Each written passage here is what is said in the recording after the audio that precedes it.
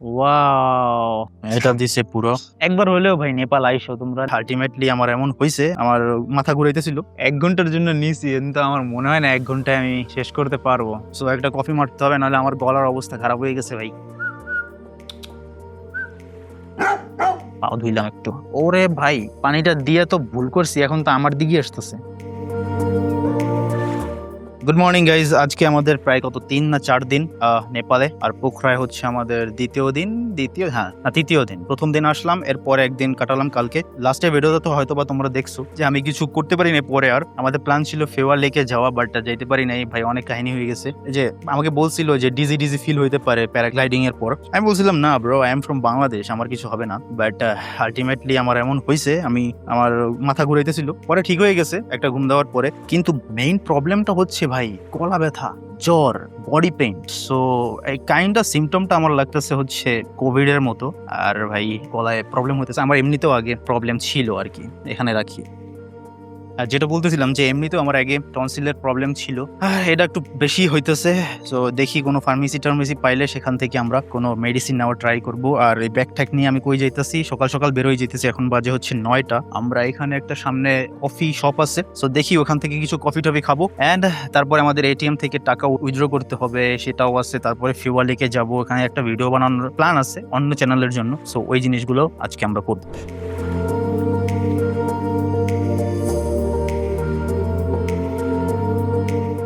তো এদিক থেকে আমরা গেছিলাম অনেকবার, কিন্তু এই সাইডটা যাওয়া হয় না। একবার যাবো, কিন্তু আমাদের সামনে হচ্ছে কফি। সো একটা কফি মারতে হবে, নাহলে আমার গলার অবস্থা খারাপ হয়ে গেছে ভাই। গলা, জ্বর, বাট তাও যতটুকু তোমাদের পারি ঘুরাই দেখাই, কারণ ভাই আসছি যখন অবশ্যই তোমাদেরকে দেখাতে হবে। আর আমিও চাই না যে এখানে আইসা ঘরে বসে বসে থাকি। কালকে তো অনেক রেস্ট নিলাম, একটু নাফা ঠাপাও খাইছি, বাট হচ্ছে না ভাই।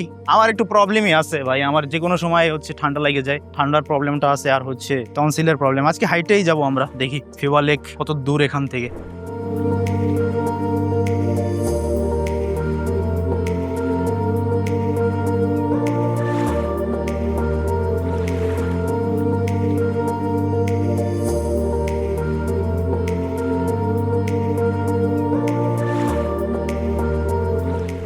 অলরাইট বয়েজ, সো আমরা এখন এখানে কফিতে আসছি।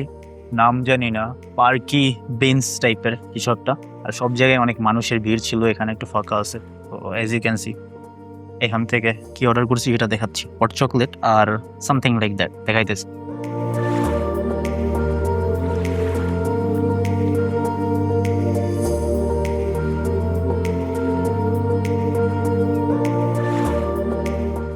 এটা দিছে পুরো।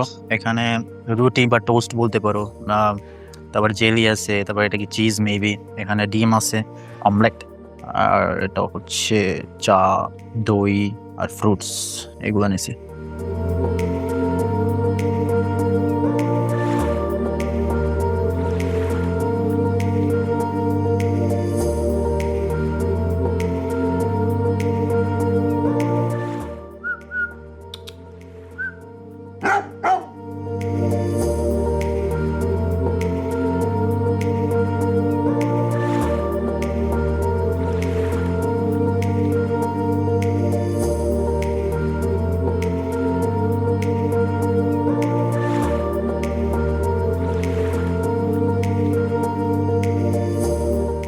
অলরাইট ব্রো, এখানে খাইছি। আর খাবারের রিভিউ যদি দিই ভাই, সেই জস। হট চকলেটটা ভালো ছিল, আর ওভারঅল যেই প্লেটার বা যেটাই বলো না কেন, পুরো মেনু নিছিলাম, ওটাও ভালো ছিল। ওটা সব থেকে বেশি ভালো লাগছে হচ্ছে ফ্রুটস সালাদ যেটা ছিল ওইটা। আর ভাই তোমরা হয়তো বা দেখছো এখানে যেই দইটা ছিল ভাই, একদম পিওর। মানে ওই যে আমরা আগে ছোটবেলায় হয়তো বা তুমি দেখছো নাকি, যে দুধ রেখে দিলে 2-3 দিন রেখে দিলে যে উপরে একটা দই পড়ে না, একদম র, ঠিক আছে, কোনো কিছু নাই। সো এই জিনিসটা আমার ভালো লাগছে, ইট ওয়াজ গুড ভাই। এখন আমরা এখান থেকে যাব, এখানে আশেপাশে কোন জায়গায় জন্য একটা এটিএম দেখছিলাম, এটিএম এ ঢুকবো, টাকা এক্সচেঞ্জ করব। আর শরীরটা ভালো লাগতেছে না, বুঝছো, শরীরটা ভালো লাগতেছে না, হয়তোবা এখন একটু রুমে গিয়া রেস্ট করবো, কারণ আই ডোন্ট নো ভাই, পড়ে যেতে পারি যে কোনো সময়। তা আমি চাইতেছি না অত বেশি পুশ করতে। বিকেলেরটা টাইম আমার আসছে, যেহেতু আমরা রাফটিং করতেছি না। আর রাফটিং এর ব্যাপারটা হয়েছে কি ভাই, রাফটিং করলে ভাই আমার ভিজা লাগতো, আর এখানে পানিগুলো আবহাওয়াটা একটু ঠান্ডা, ওই মাউন্টেন থেকে পানি আসে তো ঠান্ডা। এই থার দেখতে পারো তোমরা, থারও আছে। সো এজন্য আসলে আমি রাফটিংটা করবো না, কারণ আমি নিজের বডিকে চিনি। আমি যদি করি আর যদি পানিতে নামি ভাই, যে কোনো সময় পড়ে যেতে পারি, আরও এখানে লাফও দিতে হয় পানির মধ্যে। তো যে কোনো সময় আমি ভিজলেই মনে করো আমার টনসিল ফুলবে আর ব্যথা হবে, এমন জ্বর হবে। ঠিক আছে, জ্বর তো অবশ্যই আসেই। সো আমি ওইটা ক্যান্সেল করতেছি। হয়তো নেক্সট টাইম আবার কখনো যদি আসি তখন আমরা রাফটিংটা করবো, বা অন্য কোনো কান্ট্রিতে গেলে রাফটিংটা করবো। রাইট নাও আমরা এখানে এই এটিএমটার মধ্যে ঢুকি, এখানে ভিসা সাপোর্ট করে। সো এটার মধ্যে ঢুকে টাকা এক্সচেঞ্জ করতেছি। দাঁড়াও, কত কি আমাকে দেয় তাও আমি তোমাদেরকে জানাই। সো টাকা তো উঠাই ফেলছি ভাই, ওই সেমই যেটা আমি এয়ারপোর্ট থেকে উঠাইছিলাম। তুমি 1 টাকা উঠাও, 2 টাকা উঠাও, 10 টাকা আর 100 টাকা, যে কয় টাকাই উঠাও না কেন, ম্যাক্সিমাম হচ্ছে 20,000 টাকা। So Nepali rupees. তুমি যাই উঠাও না কেন তোমার চার্জ দিতে হবে হচ্ছে নেপালি কারেন্সিতে 650 টাকা, মোস্ট প্রবাবলি হচ্ছে $5 মতো। ও ভাই এটা হচ্ছে মিডল্যান্ড ব্যাংকের কার্ড ইউজ করছি। It's too much I guess ভাই, ইট ওয়াজ টু মাচ। আমার অন্য কোনো অল্টারনেটিভ দেখতে হবে। আমি যদি আমার অন্য একটা আছে অন্য কার্ড, ইউএসডিটি কার্ড, হয়তো তোমরা জানলেও জানতে পারো। সো ওইটা একবার ট্রাই করে দেখবো। ওটা হচ্ছে $2 আর 2% চার্জেস। তো এতে তো কমই আসে। যদি 20,000 টাকা উঠাই 2% চার্জেসে কত আসে? 200 টাকাও তো আসে না। তো আমার ওখানে এটাই বেটার আমার মতে। বাংলাদেশি কার্ডে একটু বেশিই কাটতেছে, আর ওইটা ট্রাভেল কার্ড আমার মিডল্যান্ড ব্যাংকে। সো এটাও তোমাদেরকে জানাই রাখলাম। আমি ওই সময় 20,000 টাকা উঠাইছি, আমাকে 650 টাকা কাটছে, আর এখন আমি 10,000 টাকা উঠাইছি নেপালি রুপিস। তো আমাকে এটা চার্জ করছে। আর প্রায় সিমিলারই হচ্ছে বাংলাদেশি টাকা আর নেপালি টাকা, দুইটাই সিমিলার। দুটা হচ্ছে একটু বেশি। আমরা হচ্ছে মনে করি এক ইউজিডিতে 128 টাকা যদি পাই লোকাল মার্কেটে, ওদের হয়তো বা 130, 32, এরকম 35 লোকাল মার্কেটে হইতে পারে। সো এরকম আর কি, তোমাদের একটা আইডিয়া দিলাম। সো যাই, এখন একটু যাই রেস্ট করি। আমার ভালো লাগতেছে না ভাই আর জানি না এটা কোন দিক কই থেকে পাইলাম, এই যে জ্বর ঠর যা হইলো। আমার মনে হয় এই যে এসিতে আসছি তো, বাসে এসিতে একদম এসিটা মাথার উপরে একদম দিয়া দিছে, মাথার উপরে যে ভেন্টিলেশনে যেটা থাকে, এই জন্য একদম ঠান্ডাটা লাগছে একদম। আর এমনিতেও আমার ঠান্ডার সমস্যা আছে। তো চলো।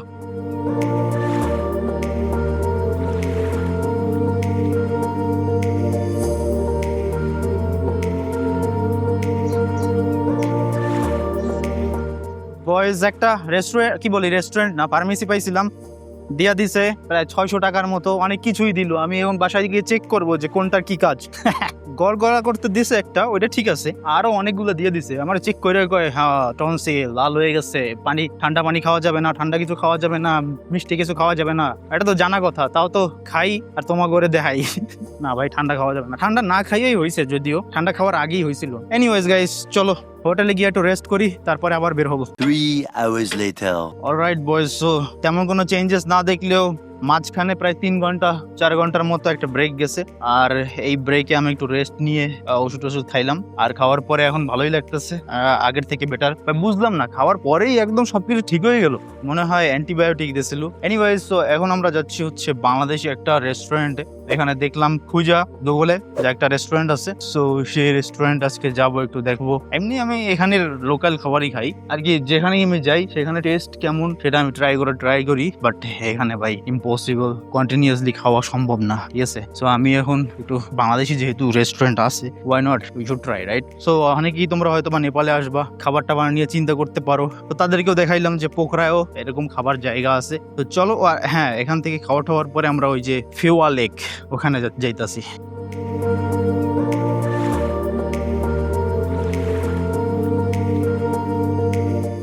আরো একটা জিনিস আমি তোমাদেরকে বলতে ভুলে গেছি, এই যে নেপালে তুমি অনেক কিছু দেখবে যে বাংলাদেশে যে কোম্পানিটা আছে ওটা নেপালেও আছে, এমন অনেক কোম্পানি দেখবা। যেমন বাংলাদেশে তো প্রাণটা তো এখানে আসি, ওটা তো বাইবর্ন বাংলাদেশি, সেটাও এখানে পাবা প্রাণের। তাছাড়াও দারাজ পাবা, পাঠাও পাবা, এবং আরো অনেক জিনিসপত্র আছে, ঠিক আছে। সো অনেক সিমিলার লাগতে পারে। হ্যাঁ, ইন্ডিয়ান তো আসি, বাট দেখছি যে বাংলাদেশি অনেক ব্যাপার স্যাপার এখানে অ্যাভেলেবেল আছে। গাইজ, চলে আসছি বাংলাদেশি রেস্টুরেন্ট, সামথিং বাংলাদেশি রেস্টুরেন্টের নাম, বুঝছো। আর হচ্ছে এখন আমার একটা মাথা চিন্তা ঢুকছে যে আমি কি আসলে দরজা কি লক করছিলাম নাকি। এটা আমার সাথে হয়, অনেকবারই হয়েছে আমার সাথে, যে আমি লাগাই ঠিকই, লক করছি ঠিকই, কিন্তু আমার ডাউট লাগে। সো এখন আমার ডাউট লাগতেছে, আমার ল্যাপটপ সবকিছু ঘরের মধ্যে। সো আমার যাইতে হবে ভাই, খাবার খেয়ে আবার যাবো, যাই চেক করে আসবো। ওখান থেকে আমি একটা দেখি পাঠাও নিবনে, পাঠাও রাইড, দেন ওখান থেকে ফিওয়া লেক। আগে খাই একটা চিকেন খানা সেট অর্ডার করছি, ঠিক আছে, 400 something Nepalis. So let's C.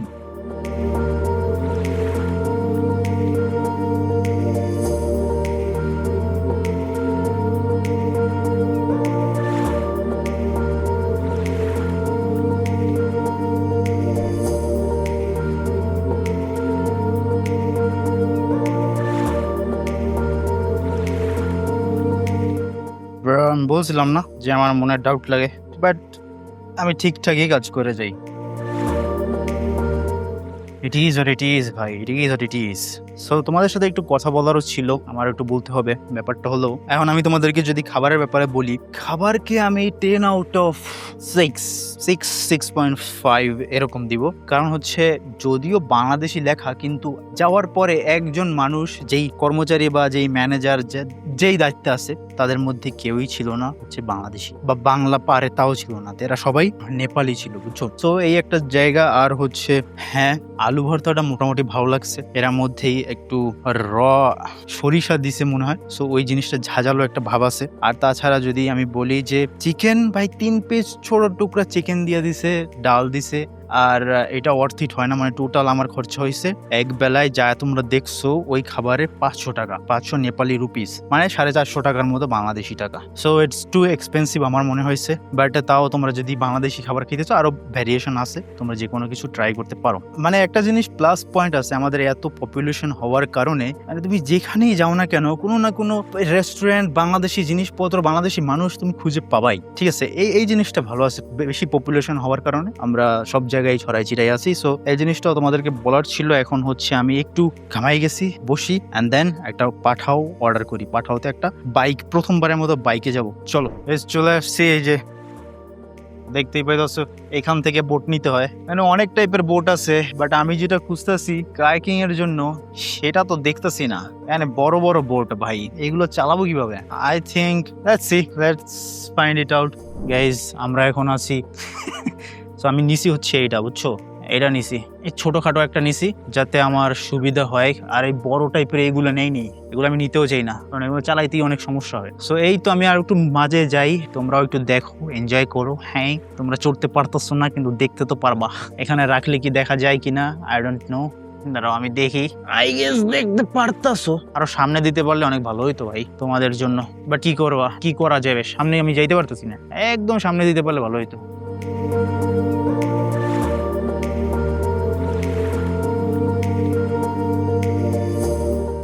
I look at the mountain. এই মাউন্টেন দেখো, এই সাইডের মাউন্টেনটা দেখো গাইস, আমাদের আমি দেখাই।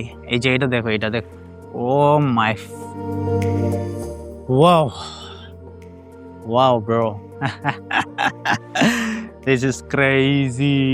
ওয়াও ব্রো, দেখতে পাইতেছো কিনা জানি না। এই যে ফুল প্যানোরামিক ভিউ।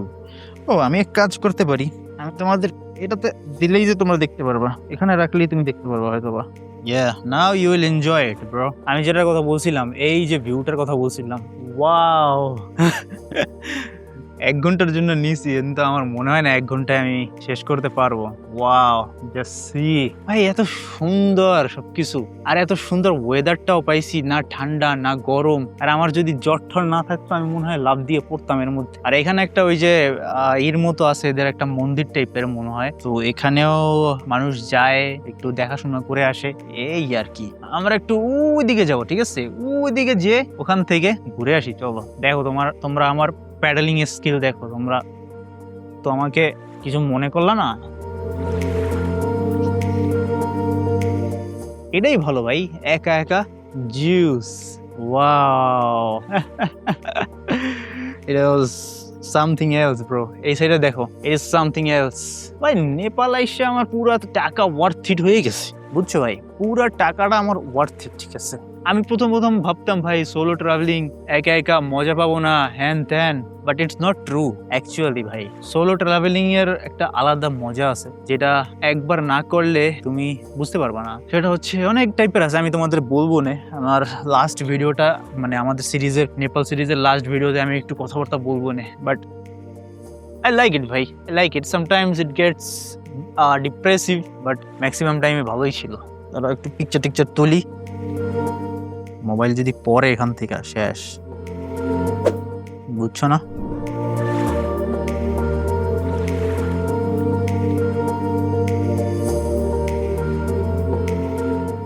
ব্রো, এই ফিলিংটা ভাই মাইন্ড ফ্রেশ করে দেওয়ার মতো। আমি এই জন্যই আসলে ট্রিপে বের হয়েছিলাম, আর এটাই আমার হচ্ছে ট্রিপের মেইন উদ্দেশ্য, যে এমন ন্যাচারাল জিনিসপত্র দেখবো আর যত মাথায় যত কিছু আছে সবগুলো কিছু টাইমের জন্য হলেও সব বের হয়ে যাবে, রিলিফ করে দিতেছে, বুঝছো? Wow wow bro, look at the view, just look at this. Wow wow ছাড়া বলার আমার আর কিছুই নেই।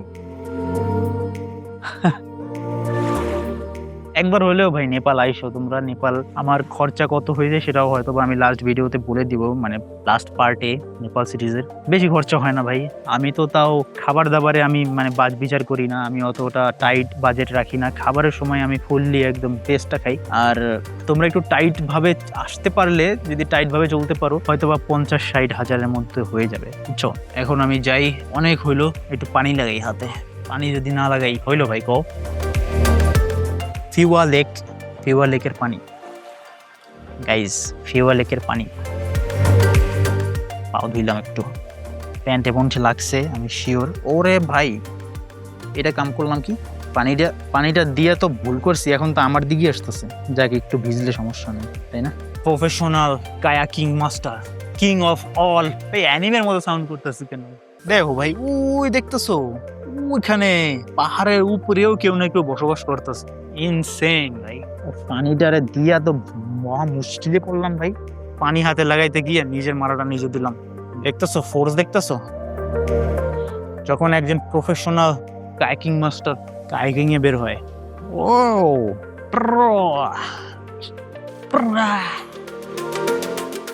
ও shit, this is so good ভাই। ক্যামেরা জাস্টিস করে না, বুঝছো? এত সুন্দর যে ক্যামেরা কোনোভাবেই জাস্টিস করবে না। এই জিনিস ক্যামেরায় ব্রো, এই জিনিস ক্যামেরায় কখনো জাস্টিস, এদিকে না দিক, এগুলো দেখো সেই ব্রো। এখন অনেক টাইম আছে, আধা ঘন্টার মতো টাইম আছে। 34-এ স্টার্ট করছিলাম, if I am not wrong, 5 বাজে। এতই সুন্দর জিনিস ভাই যে কথা বলতে মনে চায় না, শুধু দেখি আর শুধু অবজার্ভ করি। এতক্ষণ আমি শুধু বসেছিলাম, বুঝছো? দেখলাম যে কত সুন্দর। এই সাইড থেকে যদি দেখো যে একদম ভিতরে চলে গেছে, সূর্য যে আসতেছে ভাই, what a beauty ভাই। নেপাল ভাই বাইবন ট্যালেন্টেড, ন্যাচারাল জিনিসের দিক থেকে বাইবন ট্যালেন্টেড। লুক এট দিস ভাই, মানে কতগুলো যে গিফটেড জিনিস পাইছে ওরা, ইনসেন ব্রো। চলো যাই।